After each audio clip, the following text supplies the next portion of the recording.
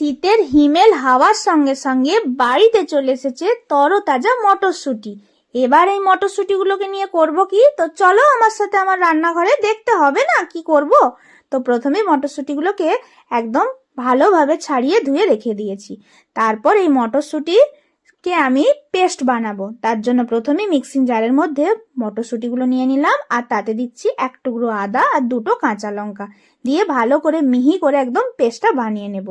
এরপর পেস্টটাকে পুর বানানোর জন্য প্রথমে কড়াই তেল গরম করে তাতে আমি পেস্টটা দিয়ে দেব।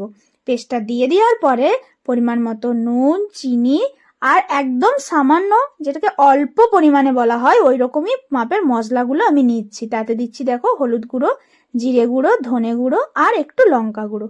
আর কিছুই না, একদম অল্প অল্প পরিমাণে দিয়ে ভালো করে এটাকে খুন্তি করে নাড়াতে থাকতে হবে।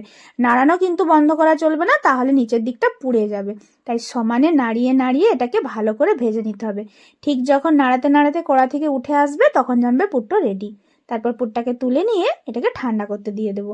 আর অন্যদিকে পরিমাণ মতো ময়দা নিয়েছি, তাতে নুন, অল্প পরিমাণে একটু চিনি, ময়ানের জন্য তেল আর একটুখানি খাবার সোডা দিয়েছি।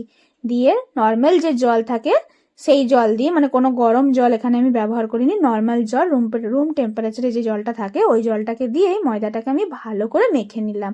ময়দাটা এইভাবেই মাখতে হবে। পরিমাণ এটা মাখার ইয়েটা আমি দেখিয়ে দিলাম ডোটা কেমন হয়েছে। তারপর ঢাকা দিয়ে আধা ঘন্টার জন্য রেখে দিতে হবে।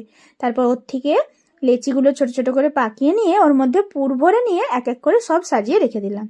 তারপর তেল দিয়ে হালকা হাতে ভালো করে বেলতে হবে।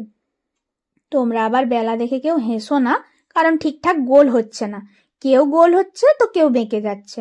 তারপর কিছুই না, পরপর এক এক করে বেলবো আর গরম তেলের মধ্যে এদেরকে ছেড়ে দেবো।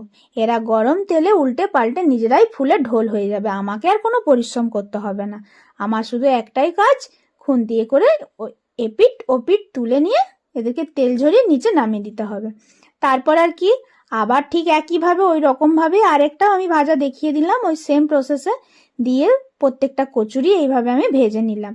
ভেজে নিয়ে কিছুই নয়, আবার কড়াইশুঁটিরই আর একটা নতুন রেসিপি দিয়ে আমি এটাকে সার্ভ করলাম। এইভাবে শীতের ঠান্ডা হিমেল হাওয়ায় গরম গরম কচুরি আর আলুর দম সার্ভ করে দাও বাড়িতে, প্রত্যেকে খুশি হয়ে যাবে।